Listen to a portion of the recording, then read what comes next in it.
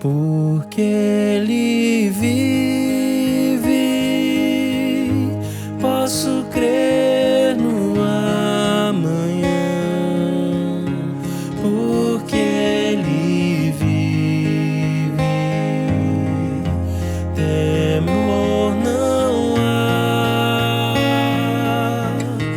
mas eu bem sei, eu sei que a minha vida está nas mãos do meu Jesus, que vivo está.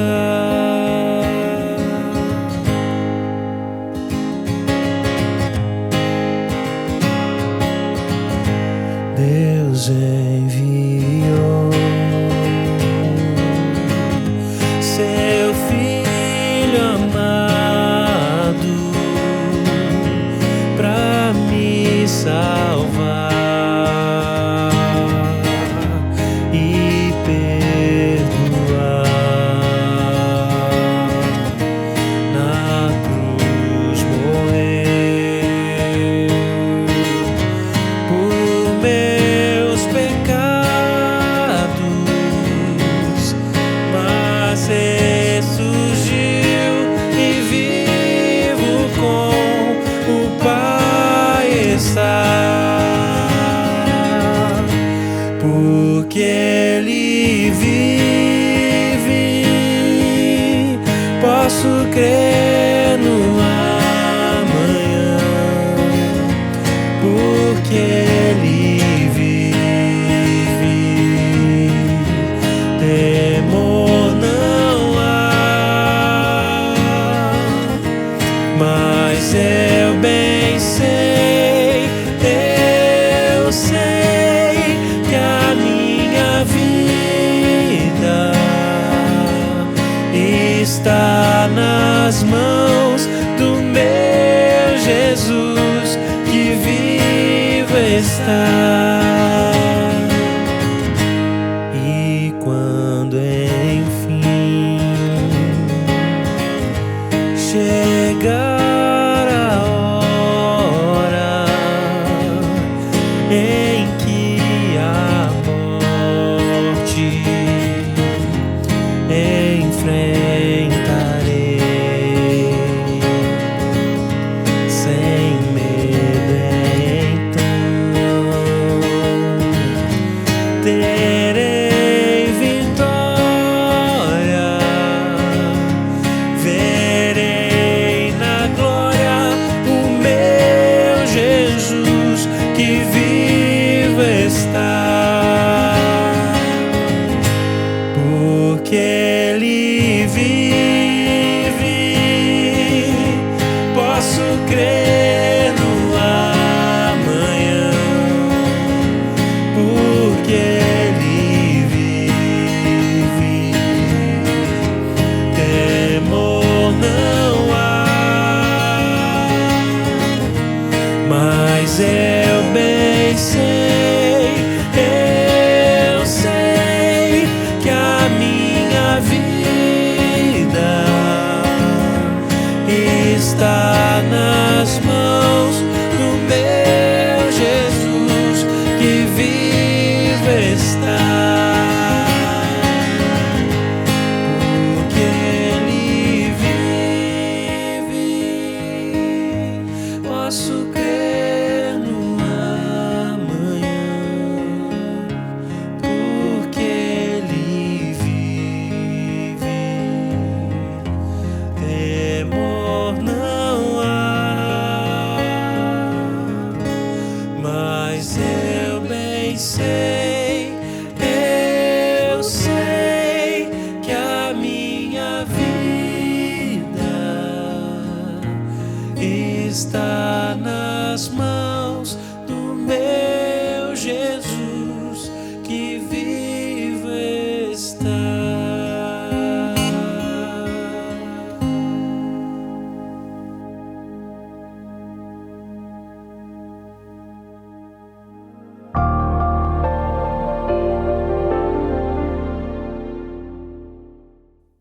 A mensagem de hoje tem o tema O Sofrimento Clama por um Milagre. Eu tenho certeza que Deus vai falar com você. Vamos orar? Em nome de Jesus, Senhor, abençoa esta mensagem. Abençoa a meditação nesta palavra do Senhor, palavra bíblica. E que o teu nome seja exaltado nos corações, em nome de Jesus. Amém e amém. Nós vamos ler o texto que está em João 4, 46 a 53. Diz assim: Mais uma vez, ele visitou Caná da Galileia, onde tinha transformado água em vinho. E havia ali um oficial do rei, cujo filho estava doente em Cafarnaum. Quando ele ouviu falar que Jesus tinha chegado a Galileia, vindo da Judeia, procurou-o e suplicou-lhe que fosse curar seu filho que estava à beira da morte. Disse-lhe Jesus: Se vocês não virem sinais e maravilhas, nunca crerão. O oficial do rei disse: Senhor, vem antes que meu filho morra. Jesus respondeu: Pode ir. O seu filho continuará vivo. O homem confiou na palavra de Jesus e partiu. Estando ele ainda a caminho, seus servos vieram ao seu encontro, com notícias de que o menino estava vivo. Quando perguntou a que horas o seu filho tinha melhorado, eles lhe disseram: A febre o deixou ontem, a 1h. Então o pai constatou que aquela fora exatamente a hora em que Jesus lhe dissera: O seu filho continuará vivo. Assim creram ele e todos os de sua casa. Esse foi o segundo sinal miraculoso que Jesus realizou depois que veio da Judeia para a Galileia. Antes de mais nada, é bom entender um pouquinho essa dinâmica geográfica, né? A Judeia no sul, Galileia no norte. Jesus esteve em Caná da Galileia, no casamento, ele transformou a água em vinho. Foi o primeiro milagre público de Jesus. E este foi o segundo milagre que Jesus realizou. É interessante que quando Jesus está ali em Caná, chega uma pessoa, né, que é um oficial do rei, era uma pessoa de alto nível. E ele chega pedindo ajuda para que Jesus fosse até Cafarnaum, uma outra cidade.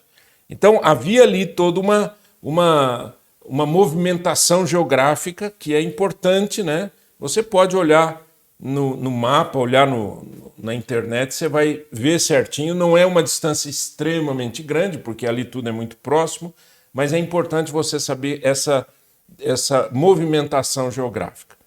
O que a gente enxerga nesse texto antes de tirarmos algumas lições? A primeira coisa que a gente enxerga é que Deus não leva em consideração o status da pessoa para poder fazer algum milagre. Aquele homem era oficial do rei. Era um homem que tinha alguma posição. Era um oficial do rei, não é? Numa região em que havia muita gente muito simples, muito pobre, e aquele homem chega e pede ajuda.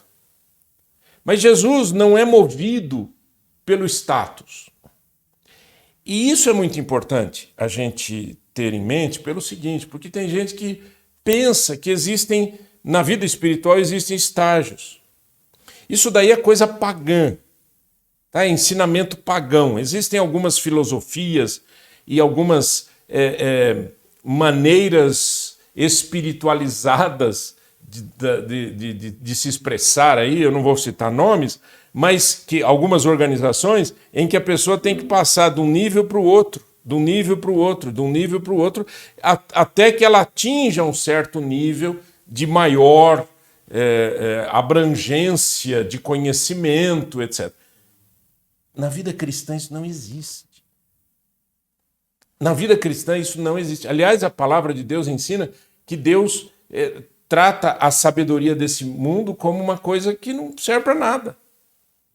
Porque a sabedoria desse mundo ela é muito pobre, ela é muito pequena. Né? Tiago diz que a sabedoria desse mundo é uma sabedoria maligna, é uma sabedoria terrena, é uma sabedoria rasteira. E é o que a gente está vendo aí todo dia, toda hora. Né? Mas a ideia é essa. Você não precisa ser ou ter, né? Ou ser de algum status, ou ser uma pessoa mais ou menos dentro de uma certa posição, seja ela social, seja ela econômica, ou seja ela religiosa, para ser atendido por Deus.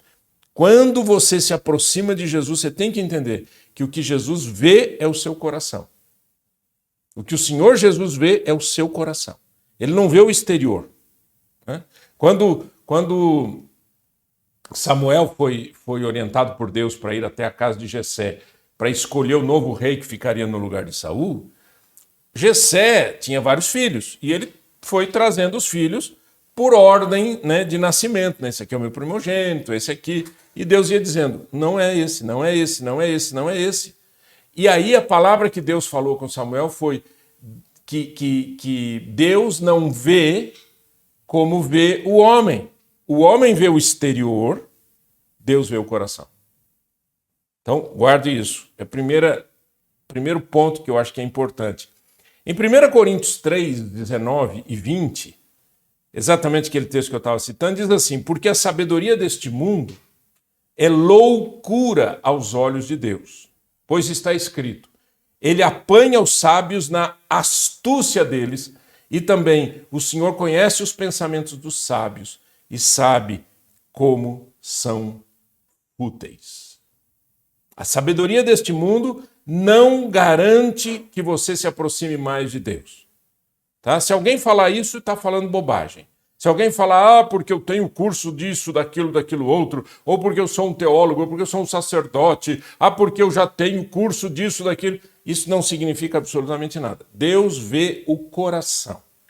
Né? Isso tem um significado humano importante, de conhecimento, etc. Mas não tem nada a ver com a fé. Quando você se aproxima do Senhor, Deus vê o seu coração. Uma outra área de aprendizado que a gente tem nesse texto, segunda observação que eu faço ao texto, é que o coração humano tem uma resistência à fé. Por isso os milagres. É natural da nossa queda, né? Da nossa natureza pecaminosa, esta resistência. Resistência a Deus, resistência à fé, resistência a converter-se a Cristo. Há uma resistência natural. Por que eu estou dizendo isso? Porque o texto bíblico diz que quando aquele homem veio pedir ajuda para o seu filho, disse-lhe Jesus, se vocês não virem sinais e maravilhas, nunca crerão. Interessante, né?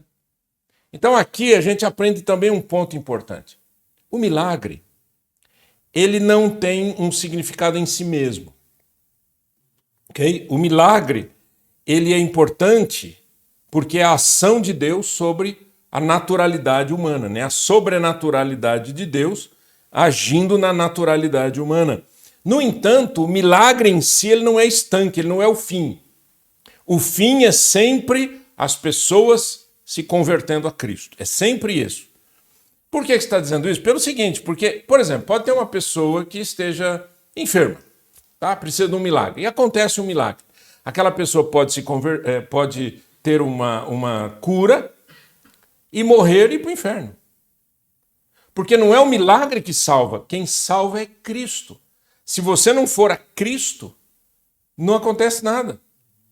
Entende? Então o milagre, ele acontece por uma obra de Deus, do jeito que Deus quer, na hora que Deus quer, da maneira que Deus quer, mas ele não é um fim em si mesmo. Por isso que Jesus diz, se vocês não virem sinais e maravilhas, nunca crerão. Onde que está o fim aqui? A fé, vocês precisam crer.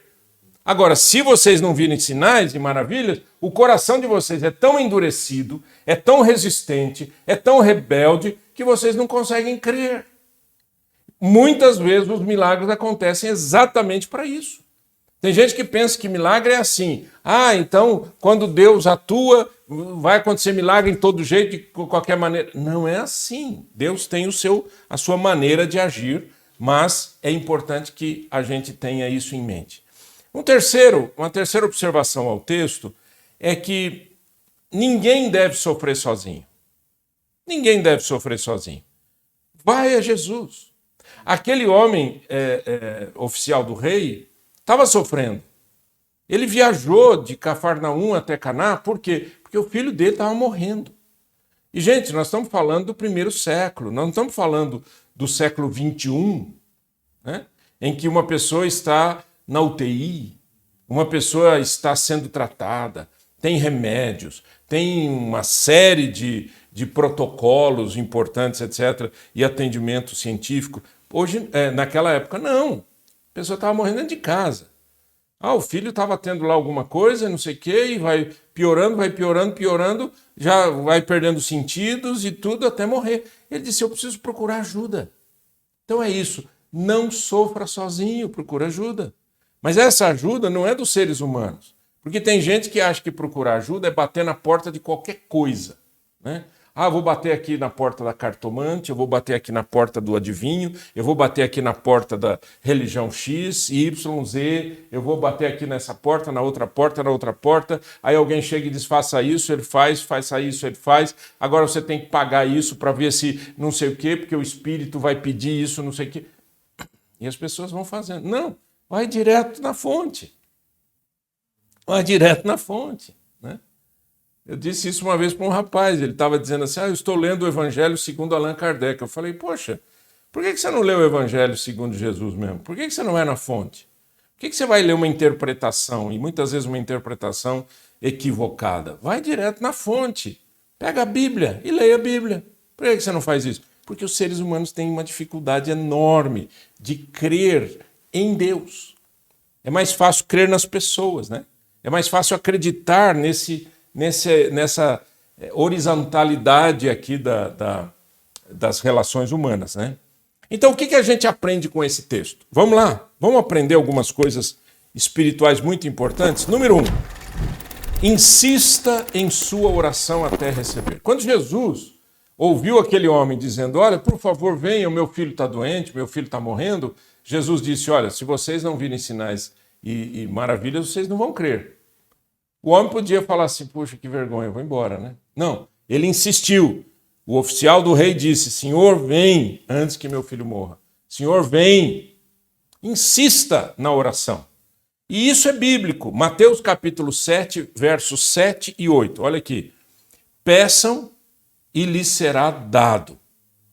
Busquem e encontrarão. Batam e a porta lhes será aberta. Pois todo que pede recebe, o que busca encontra, e a aquele que bate a porta será aberta. Essa insistência na oração não é falta de fé. Tem gente que acha que é falta de fé. Não é falta de fé. Mas, na verdade, enquanto você ora, Deus trabalha você. Deus ensina você. Deus muda o seu coração. Deus não é mutável. Deus é imutável. Deus sabe exatamente o que a gente vai pedir. Deus sabe exatamente o que Ele vai fazer. Deus é Deus. Mas a oração me transforma, muda a minha maneira de enxergar o mundo, as minhas prioridades, né? Aquilo que é essencial, aquilo que não é essencial. Mas Jesus diz, peçam, batam na porta, busquem, né? E vocês vão encontrar. Agora, tem gente que faz a seguinte pergunta, né? Outro dia eu estava falando sobre isso e uma pessoa disse, a minha irmã morreu. E enquanto ela estava viva, a família toda se reunia e fazia orações e orações e orações. Quando a minha irmã morreu, a família se dividiu. Minha mãe não conversa mais com meu pai não conversa com a minha mãe, e eles nem... Onde é que está a fé deles? Foi essa pergunta que me fizeram. Se exatamente a fé estava na cura. Quando não aconteceu o que a pessoa estava querendo, né, a pessoa fugiu de Deus, separou de Deus. Por quê? Porque ela ficou com raiva de Deus. Então, entenda uma coisa. O milagre em si não é a coisa mais importante. Muitas vezes aquela pessoa tem que morrer mesmo. Porque chegou o tempo dela, chegou o momento, não tem mais jeito, né? Jesus quer que ela vá embora. Deus é quem sabe dessas coisas. Quem é que dirige isso? Quem é que dirige isso? Quem é que controla a vida e a morte? Ninguém. Agora, eu não creio em Deus porque Ele faz milagres. Deu para entender? Eu creio em Deus a despeito dos milagres. Eu creio na salvação através de Jesus Cristo, e isso é o mais importante. Então, o que a gente leva para o mundo? A gente leva para o mundo a mensagem de salvação, e não a mensagem do milagre. Então, quando você vê assim, igrejas e pregadores, etc., fazendo propaganda de milagre, tem coisa errada. É óbvio que tem coisa errada. Primeiro, porque ninguém manipula o milagre de Deus. Ninguém diz o que tem que acontecer na hora que tem que acontecer, só Deus faz isso. E segundo, que isso não é o mais importante. Lembre-se, o mais importante é a salvação do meu espírito. É a salvação do meu espírito. Eu preciso de cura espiritual lá dentro. Né? Agora, se eu vou ter saúde ou não vou ter saúde, se eu vou morrer com essa idade, com aquela idade, isso não é o mais importante, desde que eu esteja em Cristo. Em Cristo. Segundo o ensino, quando Deus fala, ouça e confie. O texto bíblico diz, Jesus respondeu, pode ir, o seu filho continuará vivo. O homem confiou na palavra de Jesus e foi embora. Ele não falou, mas será? Ah, senhor, mas peraí, o senhor está aqui, meu filho está lá em Cafarnaum, e eu não estou vendo... Eu queria ver o senhor fazer alguma coisa, quem sabe pôr a mão na cabeça do meu filho, quem sabe fazer alguma mágica para que o meu filho... Não, ele ouviu Deus falar. Jesus é Deus, guarde isso. Ele ouviu o Deus Todo-Poderoso falar, ele creu, confiou na palavra de Jesus e foi embora, e partiu. Foi em direção à sua cidade. Então, toda vez que Deus fala, ouça e creia. Olha esse texto de Jó 34, 14. Pois a verdade é que Deus fala, ora de um modo, ora de outro, mesmo que o homem não perceba. A verdade é que Deus fala, ora de um modo, ora de outro, mesmo que o homem não perceba. Deus quer falar com você, Deus quer falar comigo. E Ele fala do jeito que Ele quiser. Deus pode falar por sonhos, por visões, Deus pode falar através da sua palavra, é o que Ele mais faz, porque a palavra está revelada ali, a vontade de Deus. Deus fala através de um conselho de uma pessoa, Deus fala através de uma pregação, Deus fala através de um hino, Deus fala de um modo ou de outro, mesmo que o homem não perceba. Então a grande questão é, eu preciso perceber, eu preciso ficar atento. Quando Deus fala, Senhor, o que o Senhor está dizendo aqui? Qual é a tua vontade? Senhor, o que o Senhor está querendo aqui? Essa é a nossa luta. Por que é uma luta? Porque o nosso coração é extremamente pequeno, nós somos extremamente limitados. Nós somos pessoas que parece que só andam baseado naquilo que enxergam. E a Bíblia transforma isso tudo dizendo, a fé não é baseada naquilo que você vê. Você não anda. Andar por fé não é andar pelo que você vê, pelo que você entende. Andar por fé é crer que o Deus Todo-Poderoso vai agir e Ele age como Ele quer, da maneira que Ele quer, do jeito que Ele quer, no tempo dele, mas eu continuo crendo nele, se acontecer ou não o que eu quero que aconteça. Essa é a questão, né? Terceiro ensinamento importante é que o milagre tem o poder de levar outras pessoas à fé. As pessoas que estão ao redor, elas são tocadas. Porque o que aconteceu? Aquele homem foi para Cafarnaum. Enquanto ele estava indo, diz o texto, estando ele ainda a caminho, seus servos vieram ao seu encontro. Por que os servos vieram e não ficaram lá? Porque eles foram tocados por algo importante. O que aconteceu? Diz, ao seu encontro com notícias de que o menino estava vivo. Quer dizer, aconteceu um milagre, não estava Jesus perto, não tinha nenhum discípulo perto. Aconteceu um milagre, aqueles servos viram o milagre e disseram, vamos contar para o nosso senhor lá, para o nosso patrão, sei lá quem é. Então, vamos lá. E eles foram.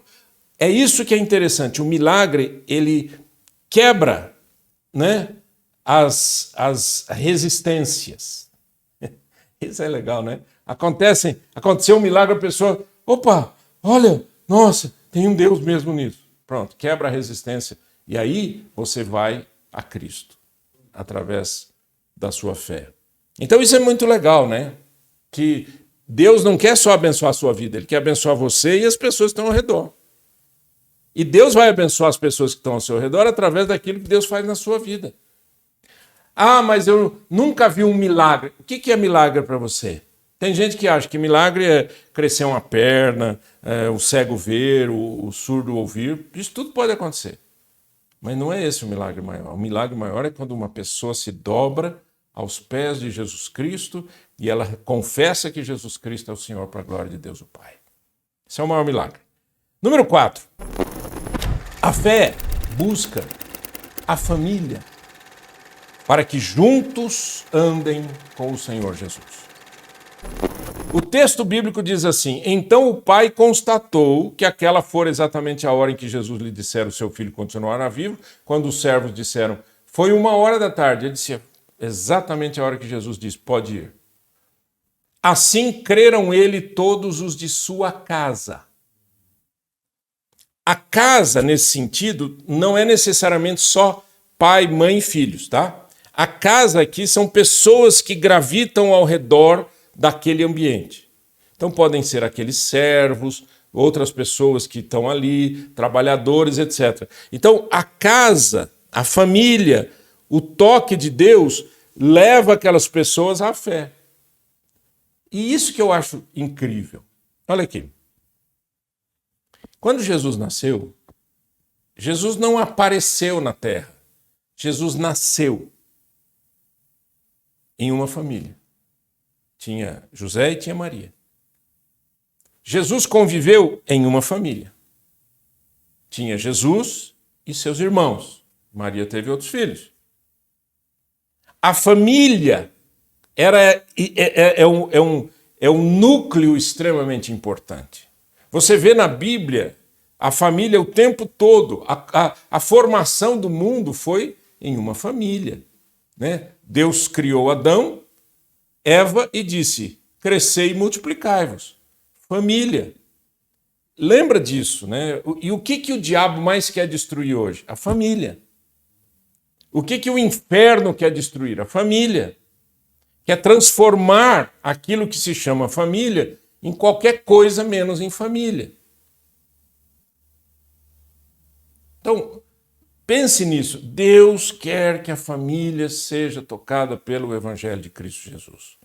Eu me lembro uma vez que um jovem chegou para mim e disse assim, pastor, eu estou frequentando aqui a igreja, mas o meu pai não quer, meu pai me proibiu de vir aqui. O que eu faço? Eu falei, fica em casa. Mas como? Eu me converti, eu tenho que vir à igreja. Eu falei, sim, você tem que ganhar a sua família. Se o seu pai não permite que você venha à igreja, fique em casa e ganhe seu pai para Cristo. Através do seu amor, através da sua obediência. Princípios espirituais, gente. Nós temos... O mundo destrói muitos valores. E a gente tem que voltar para os valores bíblicos. Né? Valores da obediência, inclusive. Então veja, nessa pequena meditação que eu quero trazer para você, é que o sofrimento daquele homem fez ele clamar por um milagre. O sofrimento leva a gente a clamar por milagres. Clame por milagres na sua vida. O que você precisa?